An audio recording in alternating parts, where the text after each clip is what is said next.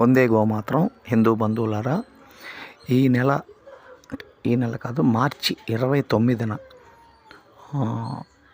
జరగబోయే విపత్తు గతంలో జరిగింది. కుంభమేళాలో జరిగిన 29 అమావాస్య ఏం జరిగిందో ఇప్పుడు కూడాను మళ్ళా రాబోతుంది మార్చి 29న.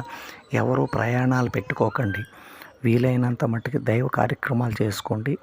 విపత్తుల నుంచి బయటపడాలనుకుంటే మీరు గోసంతతికి ఏదో ఒక సాయం చేసి దానికి పాత్రులు కాగలగా కోరుచున్నాము. వందే గోమాతరం. జై హింద్.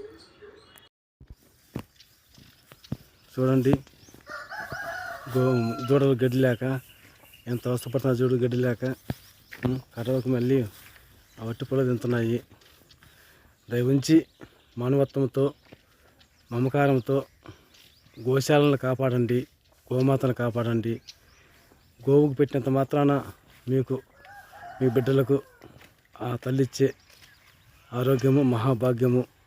ఈ సృష్టిలో ఫస్ట్ పుట్టిన గోమాతే కాబట్టి మన గుండెల్లో డబ్బులు వేసి మనం ఎంతో తెచ్చుకుంటున్న పాపాలు, ఆ పాపాలను పోవాలంటే గో సంరక్షణకు మీ వంతు సహాయముగా గిడ్డి రూపంగా కానీ ధాన్యం రూపంగా కానీ గోమాతలను ఆదుకుంటారని చెప్పేసి నేను మిమ్మల్ని అందరినీ వేడుకుంటున్నాను.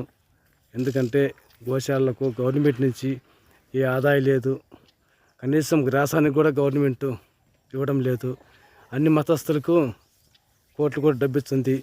ఇది మన హిందువులు ముందుకొచ్చి మీ వంతు సాయంగా, ఎందుకంటే దాతల గుండానే గోశాలలు ఉన్నాయి కాబట్టి మీ వంతు సాయంగా మీరు దయవుంచి ఈ చిన్న బిడ్డలను కాపాడతారని చెప్పేసి, పాలు లేక చూడు ఎంత సన్నగా ఉన్నాయో దూడలు.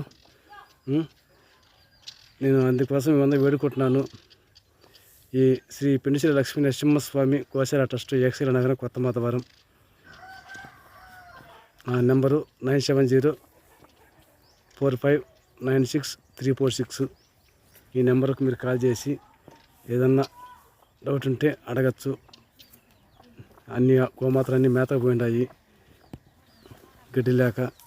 ఎండ కాబట్టి పగల వచ్చేస్తాయి, ఎండలో ఆవులు అల్లడిపోతాయి. అది నా యొక్క విన్నపము. అందరికీ నా యొక్క నమస్కారములు. సర్వేజన సుఖినో భవంతు, అన్నదాత సుఖినో భవ. జై శ్రీరామ్, జై గోమాత.